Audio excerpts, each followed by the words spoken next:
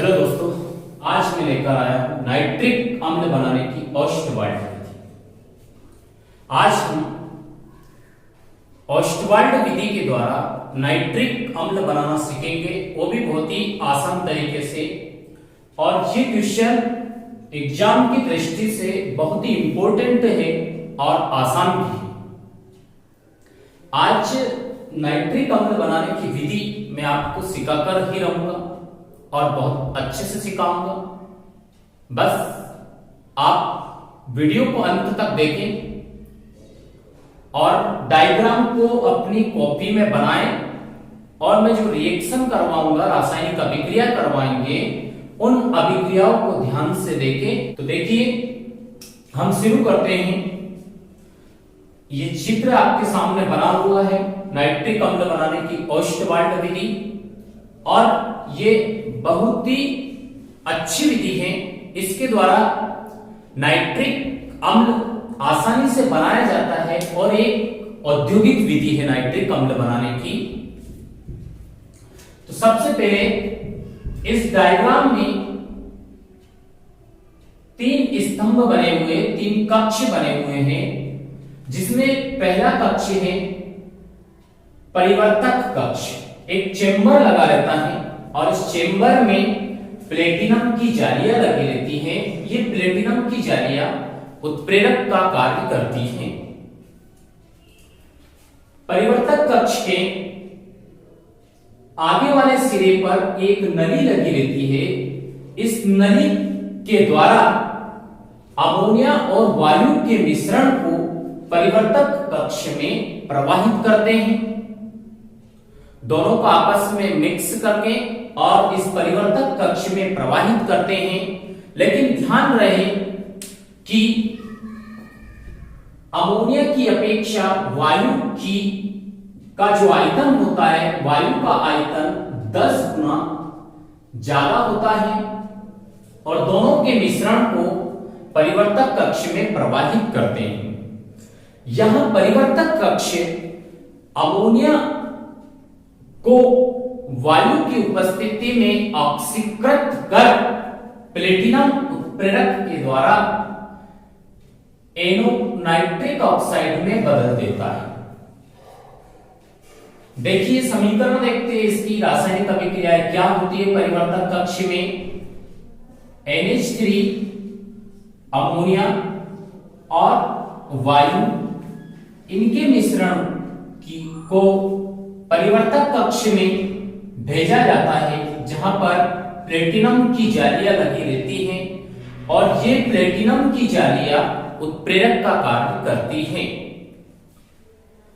सो दोनों की अभिक्रिया के फलस्वरूप जहां NO बनता है नाइट्रिक ऑक्साइड और सह उत्पाद के रूप में H2O बनता है। रिएक्शन को बैलेंस करेंगे। यहां अमोनिया के 4 अणु और ऑक्सीजन के 5 अणु आपस में क्रिया करके नाइट्रिक ऑक्साइड के 4 अणु और जल के 6 अणु, H2O के 6 अणु बनाएंगे।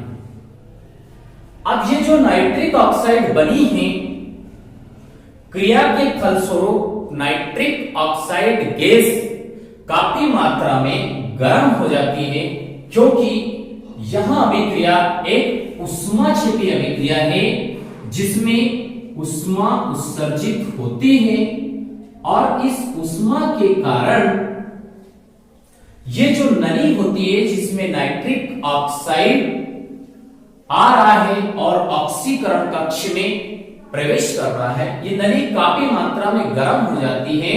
तो इसको ठंडा रखने के लिए यहां पर एक शीतलक पाइप लगाया जाता है, जो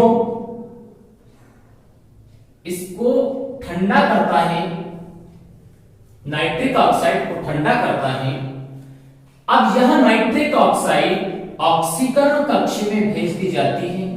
यह ऑक्सीकरण कक्ष बना हुआ है, जिसमें नाइट्रिक ऑक्साइड का ऑक्सीकरण होता है और ऑक्सीकरण के बाद NO2 नाइट्रोजन डाइऑक्साइड बनती है। NO2, ये NO2 लिखी हुई है, इसी को नाइट्रोजन डाइऑक्साइड बोलते हैं। तो देखते हैं क्या रिएक्शन होती है। ये नाइट्रिक अम्ल है जो हमने यहां बनाया है। इस नाइट्रिक ऑक्साइड को हमने ऑक्सीकरण कक्ष में भेजा। इस ऑक्सीकरण कक्ष में नाइट्रिक अम्ल वायु की अधिकता में ऑक्सीजन से क्रिया करता है और नाइट्रोजन डाइऑक्साइड NO2 में बदल जाता है, NO2 बना लेता है। इसको बैलेंस करेंगे तो बैलेंस करने के लिए यहां नाइट्रिक ऑक्साइड के 2 अणु लगेंगे और इधर भी 2 अणु नाइट्रोजन डाइऑक्साइड के बनेंगे। ऑक्सीजन को बैलेंस कर देंगे,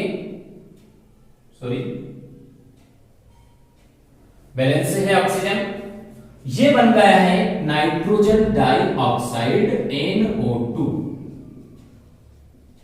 नाइट्रोजन डाइऑक्साइड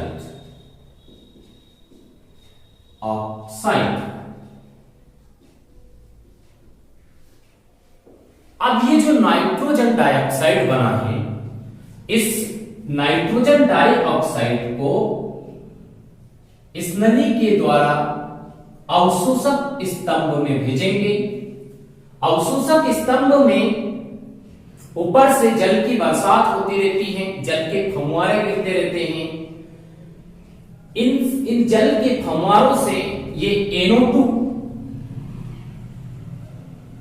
अवशोषित हो जाती है, जल को अवशोषित कर लेती है और जल के साथ क्रिया करती है और क्रिया करके इस अवशोषक स्तंभ के पेंदे में द्रवित HNO3 जमा हो जाती है, इस पेंदे में एकत्रित हो जाती है। तो अब आगे क्या रिएक्शन होती है, ये NO2 है जो हमने यहां पर बनाया हुआ, इस NO2 को अवशोषक स्तंभ में भेजते हैं। ये अवशोषक स्तंभ में जल से क्रिया करेगा H2O और जल से क्रिया करके HNO3 और सह उत्पाद के रूप में NO बनती है। समीकरण को संतुलित करेंगे तो 2NO2, उसके बाद यहां पर 2, ये जो NO2 है NO2, ये अवशोषक स्तंभ में पानी के साथ, जल के साथ, H2O के साथ क्रिया करके HNO3 और नाइट्रिक ऑक्साइड NO सह उत्पाद के रूप में बनाता है। इस रिएक्शन को संतुलित करेंगे। संतुलित करने के लिए यहां पर 3 NO2 के अणु लेंगे नाइट्रोजन डाइऑक्साइड के और 2 HNO3, ये नाइट्रिक अम्ल के 2 अणु बने और इस प्रकार से ये रिएक्शन संतुलित हो गई है। चेक कर लीजिए, 6 और 1 7 ऑक्सीजन, 6 और 1 ये 7 ऑक्सीजन। तो इस प्रकार से हमने 3 स्टेप में नाइट्रिक अम्ल बनाया है। अब यहां पर NO फिर से उत्पन्न हो जाता है, नाइट्रिक ऑक्साइड पुनः बन जाता है। ये देखिए ध्यान से, नाइट्रिक ऑक्साइड फिर बन गया।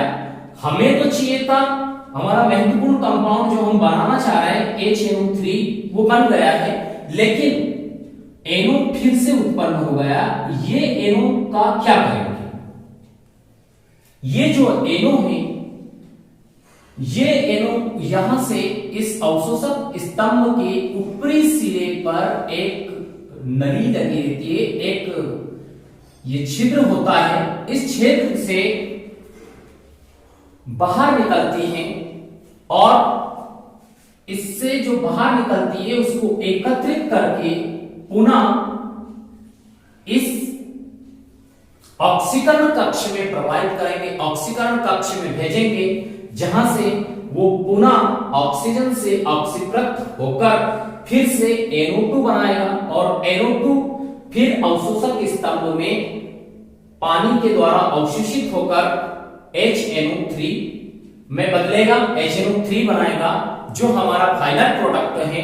और इस प्रकार से ये प्रोसेस चलती रहेगी और NO यहां से व्यर्थ गैसों के रूप के साथ निकलेगा, जिसमें से NO को हम पृथक कर लेंगे और इसको पुनः ऑक्सीकरण कक्ष में भेजेंगे। ऑक्सीकरण कक्ष में फिर से इसका ऑक्सीजन की उपस्थिति में ऑक्सीकरण होगा और नाइट्रोजन डाइऑक्साइड बनेगा। यह नाइट्रोजन डाइऑक्साइड पुनः अवशोषक स्तंभ में जल से क्रिया करके HNO3 में बदलेगा और सह उत्पाद के रूप में NO निकलेगी। तो ये है तीनों चेंबर में होने वाली 3 स्टेप रिएक्शन, जिसमें तीनों स्टेप के द्वारा मैंने नाइट्रिक अम्ल बनाया है। अब ये नाइट्रिक अम्ल जो है ये तनु होता है, तनु नाइट्रिक अम्ल होता है। क्यों? क्योंकि ये इसने जल को अवशोषित कर रखा है, जल में घुला हुआ है, ये यहां पर जो पेंदे में एकत्रित हो जाता है और इसको स्टोटी के द्वारा बाहर कर लिया जाता है। फिर यहां से इसका आश्वन करते हैं। आश्वन आपने 9th 10th क्लास में पढ़ा होगा कि आश्वन क्या होता है। आश्वन करने पर लगभग 68% HNO3 प्राप्त होता है, नाइट्रिक अम्ल प्राप्त होता है। अगर हमें ज्यादा मात्रा में नाइट्रिक अम्ल बनाना है, इसमें से ज्यादा मात्रा में अवशोषक स्तंभ से ज्यादा मात्रा में नाइट्रिक अम्ल प्राप्त करना है, तो हमारे पास एक ऐसा जादूगर रसायन है जो क्या करता है, पानी को सोख लेता है। सोचो ऐसा कौन सा जादूगर रसायन है? वो है सांद्र सल्फ्यूरिक अम्ल, सांद्र H2SO4। इसमें सांद्र सल्फ्यूरिक अम्ल के साथ ये जो HNO3 तरु HNO3 प्राप्त हुआ है, इसको सांद्र H2SO4 के साथ क्रिया करवाते हैं और इसके साथ सांद्रित करते हैं, सांद्रण करते हैं। सांद्रण करने पर लगभग 98% शुद्ध HNO3 प्राप्त होता है, जिसको जल के साथ धोकर, जल में धोकर शुद्ध HNO3 की क्रिस्टल प्राप्त कर लिए जाते हैं। तो इस प्रकार से यह विधि बहुत ही आसान से पदों में हुई है। एक बार और रिवाइज कर लेते हैं। देखिए, इसमें 3 चेंबर लगे हुए हैं। सबसे फर्स्ट वाला चेंबर है जिसको परिवर्तक चेंबर कहते हैं। परिवर्तक चेंबर में अमोनिया और वायु के मिश्रण को प्रवाहित किया जाता है प्लेटिनम की जालियों के ऊपर और अभिक्रिया के बाद NO बनता है, नाइट्रिक ऑक्साइड बनता है। इस नाइट्रिक ऑक्साइड को ऑक्सीकरण कक्ष में प्रवाहित किया जाता है, लेकिन उससे पहले यह एक ऊष्माक्षेपी अभिक्रिया है जिसमें काफी मात्रा में ऊष्मा उत्सर्जित होती है और नाइट्रिक ऑक्साइड गर्म होती है। क्योंकि ऊष्मा उत्सर्जित हो रही है, ऊष्माक्षेपी अभिक्रिया है, तो ऊष्मा उत्पन्न होने के कारण ये नाइट्रिक ऑक्साइड काफी गर्म होती है, इसलिए इसको इसके टेम्परेचर को कम करना आवश्यक होता है। तो इस नाइट्रिक ऑक्साइड के टेम्परेचर को कम करने के लिए यहां पर एक शीतलक पाइप लगा रहता है, कूलिंग पाइप लगा रहता है। मैं लिख देता हूं शीतलक पाइप लगा रहता है। ये क्या करता है, नाइट्रिक ऑक्साइड को ठंडा कर देता है, उसके ताप को कम कर देता है। फिर यहां ये ठंडी नाइट्रिक ऑक्साइड को ऑक्सीकरण कक्ष में प्रवाहित किया जाता है। इस ऑक्सीकरण कक्ष में NO ऑक्सीजन से ऑक्सीकृत होकर NO2 में बदल जाती है, नाइट्रोजन डाइऑक्साइड में। ये समीकरण लिखा हुआ है, ये NO है।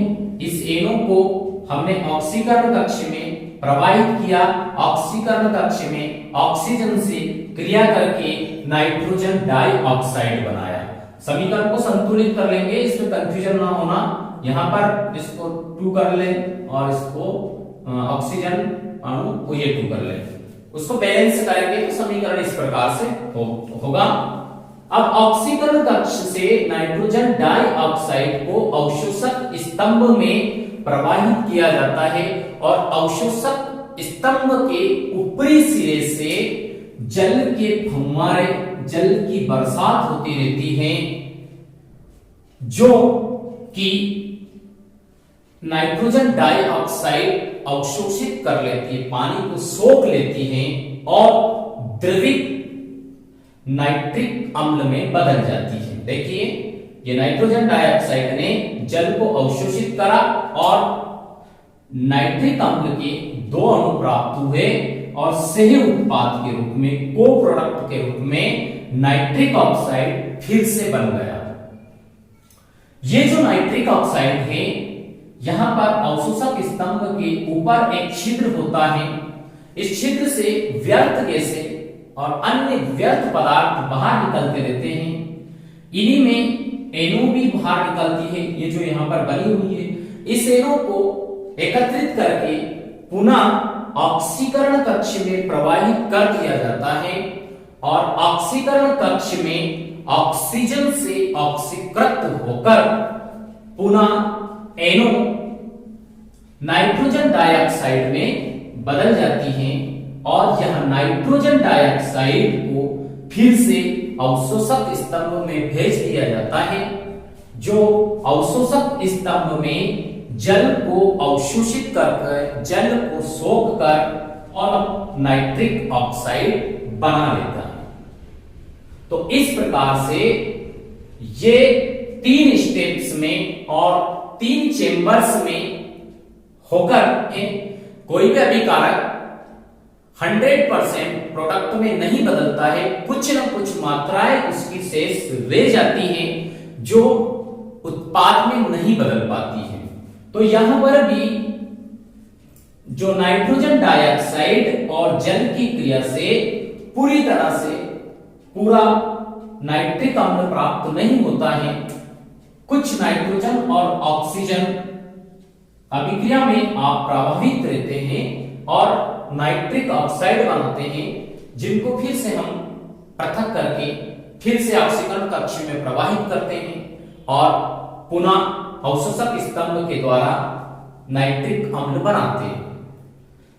और इस नाइट्रिक अम्ल को, ये जो नाइट्रिक अम्ल बना है, इसमें जल की मात्रा होती है काफी, तो ये तनु नाइट्रिक अम्ल प्राप्त होता है, जिसका आश्वण करने पर 68%, लगभग 68% HNO3 प्राप्त होता है। अगर ज्यादा मात्रा में HNO3 बनाना है तो एक जादूगर है रसायन, जिसका नाम है सांद्र सल्फ्यूरिक अम्ल H2SO4। ये जादूगर क्या करता है भैया? ये जादूगर पानी को सोख लेता है। तो इस तनु नाइट्रिक अम्ल में पानी की जो अधिकता होती है, उस अधिकता को सांद्र सल्फ्यूरिक अम्ल H2SO4 अवशोषित कर लेता है और इस प्रकार से लगभग 98% सांद्रित HNO3 प्राप्त होता है, जिसको बर्फ में धोकर, बर्फ में डालकर HNO3 की क्रिस्टल प्राप्त कर लिए जाते हैं और इस प्रकार HNO3 बन जाता है। तो ये थी नाइट्रिक अम्ल बनाने की ओस्टवाल्ड विधि। तो हमने नाइट्रिक अम्ल ओस्टवाल्ड विधि के द्वारा बना लिया है। अब हमारा नाइट्रिक अम्ल तैयार है और आपकी पूरी रासायनिक अभिक्रिया भी तैयार है। आप इसको ध्यान से देखिए और सीखिए। अब मैं थोड़ा सा अलग हो जाता हूं, आप इसका स्क्रीनशॉट ले लीजिए। ले लिया? तो डियर स्टूडेंट, प्यारे दोस्तों, मैं आपका दोस्त, आपका केमिस्ट्री टीचर, आपका केमिस्ट्री मार्गदर्शक, मैंने इसको समझाने का पूरा प्रयास किया और उम्मीद करता हूं कि आपको ये समझ आ गया होगा। फिर भी कोई डाउट होता है, कोई प्रॉब्लम होती है, तो आप कमेंट बॉक्स में मुझे कमेंट कर जरूर बताएं ताकि आपकी समस्या का समाधान मिल सके। और ऐसे ही नए वीडियो प्राप्त करने के लिए, नए नए वीडियो पाने के लिए आप मेरे साथ जुड़े रहिए। चैनल को अभी तक सब्सक्राइब नहीं किया तो चैनल को सब्सक्राइब कर लीजिए और नए वीडियो का नोटिफिकेशन पाने के लिए बेल आइकन को जरूर दबाएं।